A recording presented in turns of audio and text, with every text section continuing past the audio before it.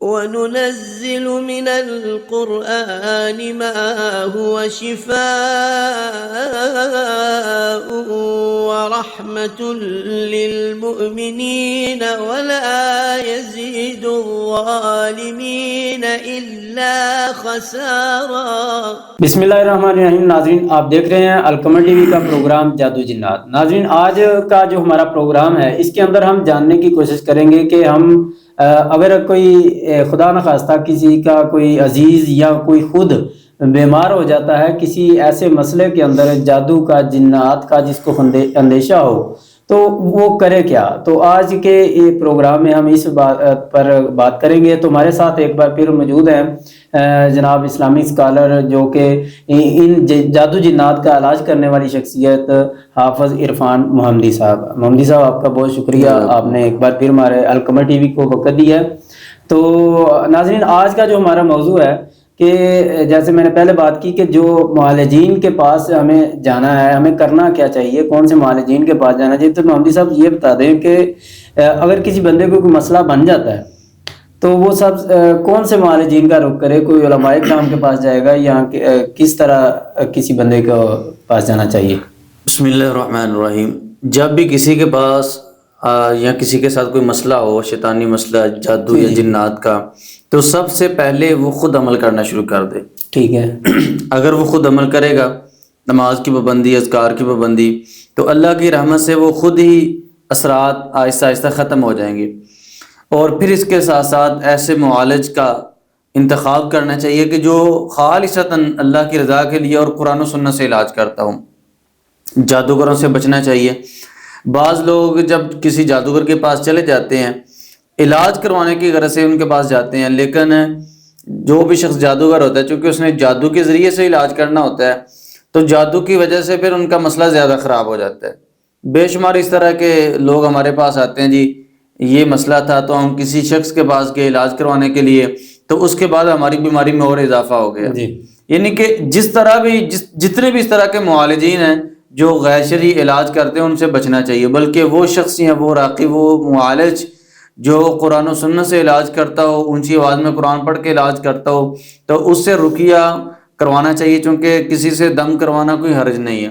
بعض لوگ یہاں پہ ایک حدیث کی غلط تشریح کرتے ہیں کہ اللہ کے نبی علیہ الصلوۃ والسلام نے فرمایا کہ میری امت کے 70,000 لوگ بغیر حساب و کتاب کے اللہ کی جنت میں داخل ہوں گے، اور وہ لوگ ہوں گے کہ جو اللہ کے اوپر توکل کرتے ہوں گے، دم وغیرہ نہیں کرواتے ہوں گے۔ تو یہاں سے کچھ لوگ یہ کہہ دیتے ہیں جی علاج نہیں کروانا چاہیے، دم نہیں کروانا چاہیے، چونکہ یہ شرک میں آتا ہے، اور جو شخص دم نہیں کرواتا تو وہ بغیر حساب کے جنت میں جائے گا۔ حالانکہ یہ تشریح جو لوگ کرتے ہیں یہ بالکل غلط تشریح ہے۔ اس دم سے مراد ہے غیر شرعی دم، یعنی کہ اللہ کے نبی علیہ الصلوۃ والسلام نے صحابہ کو فرمایا کہ آپ جو دم کرتے ہو، دم مجھے سناؤ، میرے اوپر دم پڑھو۔ تو صحابہ کرام نے اللہ کے نبی علیہ الصلوۃ والسلام کے سامنے اپنے دم بیان کیے۔ اللہ کے نبی نے ہر اس دم کی اجازت دے دی جو شرکیہ نہیں تھا، بلکہ ایک شفا نامی عورت اللہ کے نبی کے پاس آئی۔ اللہ کے نبی، جس وقت ہم مسلمان نہیں تھے تو ہم ایک دم کرتے تھے پھوڑے پنسی کا، تو اللہ کے نبی کیا وہ دم کر لیا کریں؟ تو اللہ کے نبی نے فرمایا کہ وہ دم مجھے سناؤ۔ اس عورت نے دم سنایا، بسم اللہ تربت ورزینہ بریقۃ بعضنا یشفی سقیم باذن اللہ۔ تو اللہ کے نبی نے فرمایا کہ جس دم میں شرک نہیں ہے وہ دم جائز ہے۔ اللہ کے نبی علیہ الصلوۃ والسلام کے پاس جبرائیل علیہ الصلوۃ والسلام آتے، آ کے آپ کو دم کرتے، اور سید عائشہ رضی اللہ تعالیٰ عنہ جب اللہ کے نبی بیمار تھے مرض الموت میں، اس وقت سید عائشہ رضی اللہ تعالیٰ نے اللہ کے نبی کو دم کیا۔ تو یہ تمام احادیث سے پتہ چلتا ہے کہ دم کروانا جائز ہے، بلکہ اللہ کے نبی نے خود بھی اپنے اوپر دم کیا، صبح شام دم کرتے، اذکار کرتے، اور سونے کے اذکار، صبح شام کے اذکار، جب بھی آپ اذکار کرتے اپنے ہاتھوں پہ دم کر کے پورے جسم پہ مل لیتے۔ تو ان تمام احادیث سے یہ پتہ چلتا ہے کہ دم کروانا چاہیے، بلکہ توکل اسی چیز کا نام ہے کہ آپ اونٹ کو باندھے پھر اللہ کے اوپر توکل کریں۔ بیماری آ گئی ہے، کوشش کریں، اگر تو روحانی مسئلہ ہے تو روحانی طریقے سے اس کا علاج کروائیں، اور اللہ تعالیٰ سے دعا کریں، اللہ تعالیٰ آپ کی بیماری کو ختم کر دے گا۔ اگر کوئی بندہ گھر سے بھی نہ جائے، محنت بھی نہ کرے، اور وہ یہ کہہ دے کہ میں توکل کر رہا ہوں، تو یہ توکل نہیں ہے۔ اب بیمار ہو گئے ہیں تو ڈاکٹر کے پاس جاتے ہیں میڈیسن لینے کے لیے۔ اسی طرح جب روحانی بیماری ہوتی ہے تو آپ کو چاہیے کہ آپ اللہ کے اوپر توکل کر کے، یقین کر کے، اور اپنا علاج کروائیں، خود بھی عمل کریں اور کسی معالج سے بھی دم کروائیں۔ اللہ تعالیٰ بیماری کو ختم کر دے گا انشاءاللہ۔ کچھ لوگ اسی طرح یہ بھی، جیسے آپ نے واقعہ حدیث بیان کیا لوگوں نے جس کی مثال دیتے ہیں، اس میں کچھ علماء یہ بھی کہتے ہیں دم جائز ہے، لیکن جس نے جو نہیں کروائے گا یہ اس کے لیے ہے کہ دیکھیں جنت میں سب سے پہلے جو جانے والی شخصیت ہے اور انبیاء کی سردار اور جناب محمد الرسول اللہ صلی اللہ علیہ وسلم، وہ جب اپنے اوپر دم کرتے تھے تو اس کا مطلب یہ ہے کہ جب اللہ کے نبی نے دم کیا ہے تو ہمیں بھی دم کرنا چاہیے، کروانا بھی چاہیے۔ اور وہ 40 بکریوں والا بھی جو واقعہ آتا ہے مختلف، بالکل وہ بھی تو اسی میں سے ہے۔ اس کے علاوہ بھی بے شمار احادیث ملتی ہیں۔ تو شرکیہ دم اس سے مراد ہے۔ قرآن تو اللہ نے خود کہا کہ یہ قرآن شفا ہے، قرآن آپ پڑھیں ہدایت کے لیے، برکت کے لیے۔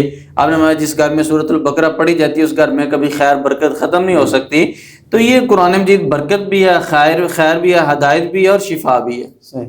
اچھا اب صاحب، دم کروانے کے لیے کسی کے پاس گئے، عمل کے پاس جیسے کہہ رہے ہیں، معالج کے پاس گئے، اب معالج کی پہچان کیسے ہوگی کہ یہ معالج صحیح ہے یا شرعی طور پر کام کرنے والا یا غیر شرعی ہے؟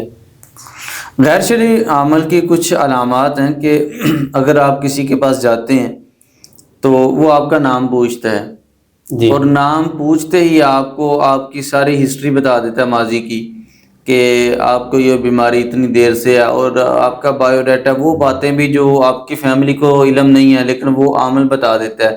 اب کچھ لوگ یہاں پہ مطمئن ہو جاتے ہیں کہ اس نے میری بیماری کے بارے میں بتا دیا تو یہ میرا علاج بھی کر دے گا۔ یہ بات یاد رکھیں کہ جو لوگ جو عاملین بتا دیتے ہیں وہ علاج نہیں کر سکتے۔ تو اب اس شخص کو کیسے پتہ چلا؟ یعنی کہ اس کا مطلب یہ ہے کہ وہ جنات سے مدد لے رہا ہے، اور جو شخص اس کے پاس گیا ہے وہ اس کے ہمزاد سے پوچھ کے، یعنی اس کے جن جو ہے اس کے ہمزاد سے پوچھ کے وہ جادوگر کو بتا رہے ہیں اس عمل کو، اور وہ عمل پھر آگے اس پیشنٹ کو بتا رہا ہے۔ تو یہ طریقہ بھی غیر شرعی ہے۔ اس کے بارے میں اللہ کے نبی نے فرمایا کہ جو کسی شخص کے پاس جاتا ہے، کاہن کے پاس جاتا ہے، تو آپ نے فرمایا کہ 40 دن تک اللہ سبحانہ و تعالیٰ اس کی کوئی نماز کوئی عبادت قبول نہیں کرتے، اور پھر وہ اس کی بات کی تصدیق کر دیتا ہے کہ یہ عمل جو میرے بارے میں بتا رہا ہے یہ سچ ہے۔ تو آپ نے فرمایا گویا اس نے اس شریعت کا انکار کیا جو اللہ سبحانہ و تعالیٰ نے میرے اوپر نازل کی ہے۔ ایک علامت ہوئی ہے۔ دوسری علامت یہ ہے کہ وہ آپ سے آپ کا بھی نام پوچھتا ہے اور آپ کی والدہ کا بھی نام پوچھتا ہے۔ اب جو شخص والدہ کا نام پوچھے وہ بھی جادوگر ہے۔ ایسے عمل سے، ایسے جادوگر سے، ایسے علاج کرنے والے سے بچنا چاہیے، اس سے علاج نہیں کروانا چاہیے۔ اور اسی طرح بعض علاج کرنے والے تاریخ پیدائش پوچھتے ہیں کہ آپ کی پیدائش کیا، کب ہوئی، تو یہ بھی جادوگر لوگ ہوتے ہیں جو چاند کے ذریعے سے، حروف ابجد کے ذریعے سے، علم الاعداد کے ذریعے سے تشخیص کرتے ہیں۔ تو یہ طریقہ بھی غیر شرعی ہے۔ اور اسی طرح تیسرے نمبر پہ کوئی عمل یہ کہے کہ اپنا کپڑا لے کے جو آپ نے پہنا ہوا ہے تو اس کپڑے سے وہ تشخیص کرتے ہیں، کپڑے کی پیمائش کرتے ہیں یا مختلف طریقے اس سے تعویذ نکال دیتے ہیں، تو یہ طریقہ بھی غیر شرعی ہے۔ اب کوئی بیمار ہوتا ہے تو وہ ڈاکٹر کے پاس جاتا ہے، اس کو جا کے چیک اپ کرواتا ہے تو وہ اس کی بیماری کے بارے میں بتا دیتا ہے۔ اب کوئی روحانی طور پر بیمار ہے تو اس کو چاہیے کہ وہ فزیکل جائے کسی عامل کے پاس اور وہ علامات دے کے اس کو بتائے کہ اس شخص کے ساتھ کیا مسائل ہے، نہ کہ یہ کہ وہ کپڑے کے ذریعے سے۔ اس کا مطلب ہے کہ وہ کپڑے کی تشخیص کر رہے ہیں، آدمی کی تشخیص نہیں کر رہا۔ تو اس لیے چونکہ یہ جو لوگ ہوتے ہیں ایسے لوگ تشخیص کرنے والے، وہ بھی جنات سے مدد لیتے ہیں، اور جنات خوشبو کے ذریعے سے پہچانتے ہیں علامات کے کس کا کپڑا ہے۔ اگر تشخیص کرنی ہے تو پھر آپ اس کپڑے کو کیوں منگوا رہے ہیں کہ جو پہنا ہوا ہے؟ صاف کپڑا بھی تو منگوا سکتے ہیں۔ تو یہ چند ایک علامات ہے۔ اس سے اور بھی وہ جو ہے کپڑے کو منگواتے ہیں، اس کی پیمائش کرتے ہیں، تو اس کا بھی یعنی وہ بھی غیر شرعی ہے۔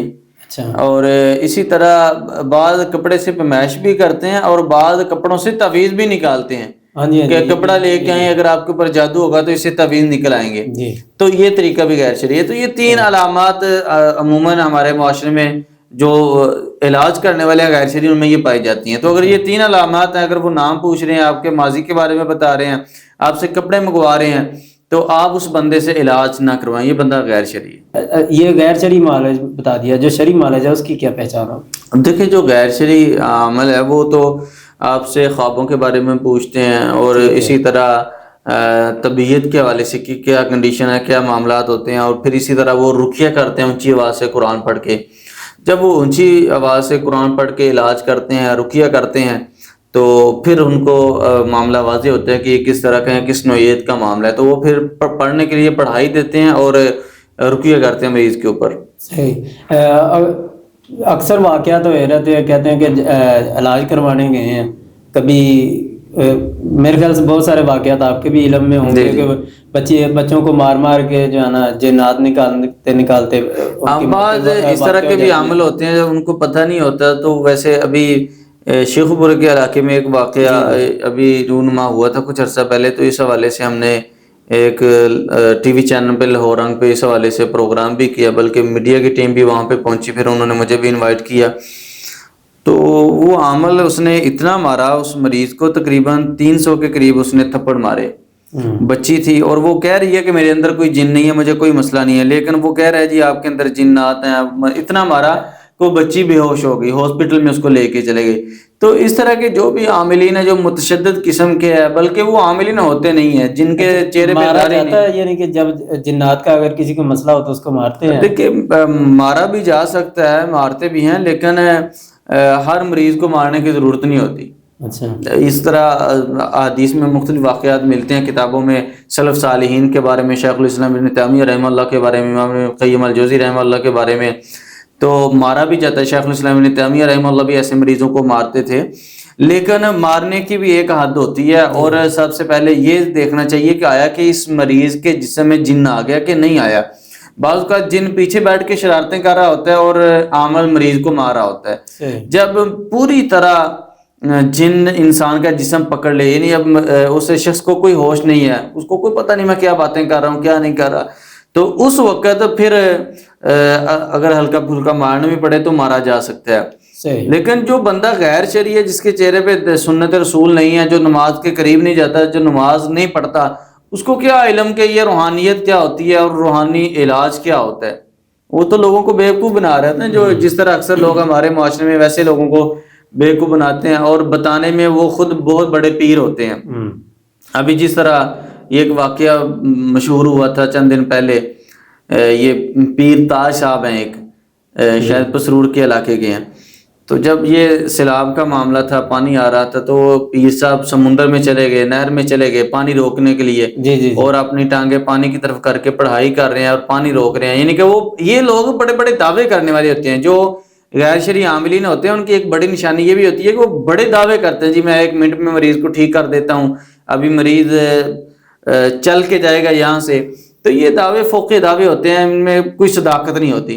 تو پیر صاحب پانی کو روک رہے ہیں اور پانی پیچھے تیز آتا ہے اور پیر صاحب خود پانی میں گر جاتے ہیں. وہ پانی میں گرے, ایک ویڈیو وائرل ہوتی ہے کہ وہ پیر صاحب خود پانی میں گر جاتے ہیں. تو یہ کیا لوگ اپنے آپ کو سمجھتے ہیں. اور اسی طرح وہ پیر صاحب آج کل بہت زیادہ بیمار ہیں, یعنی لوگ ان کے پاس جاتے ہیں شفا لینے کے لیے, اور بڑے بڑے دعوے کرنے والے. اور پیر صاحب, میں ابھی ایک ان کی تصویر دیکھ رہا تھا کہ وہ ہاسپٹل میں ایڈمٹ ہے. تو یہ لوگ جو بڑے بڑے دعوے کرنے والے ہوتے ہیں, یہ شیطان کے ساتھی ہوتے ہیں, لوگوں کو دھوکہ دیتے ہیں. جو عاملین, جو روحانی معالج, جو راقی لوگ ہوتے ہیں, وہ کبھی اس طرح کے دعوے نہیں کرتے. وہ کہتے ہیں بھئی شفا اللہ نے دینی, ہم علاج کریں گے. اگر وہ آپ سے کوئی فیس بھی لیتے ہیں, ڈیمانڈ بھی کرتے ہیں, طے بھی کرتے ہیں, تو وہ آپ کو جو وقت دے رہے ہیں اس کی طے کرتے ہیں, اور پھر اس کے بعد وہ علاج کرتے ہیں.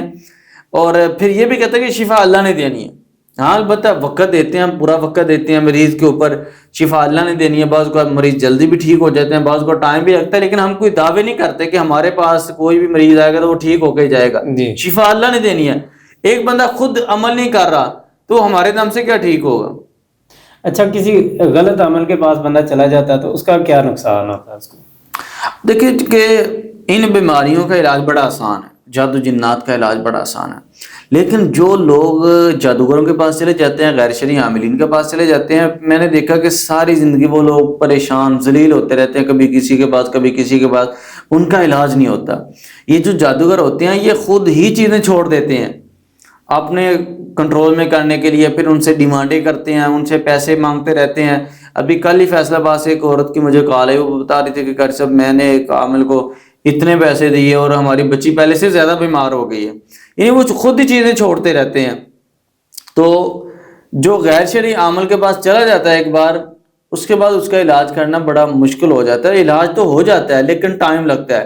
اور جس کے ساتھ کوئی مسئلہ ہوا ہے تو وہ کسی غیر شرعی عمل کے پاس نہیں جاتا تو اللہ سبحانہ تعالیٰ اس کو بڑی جلدی شفا دیتے ہیں. ابھی کتنے لوگ ہیں, ابھی یو کے سے ایک فیملی, ان کا میں نے علاج کیا تھا, تو ابھی ان کے ساتھ مسئلہ بنا, تو وہ ادھر آئے میرے پاس علاج کروانے کے لیے کہ کہیں ایسا نہ ہو کہ ہم کسی غیر شرعی عمل کے پاس چلے جائیں.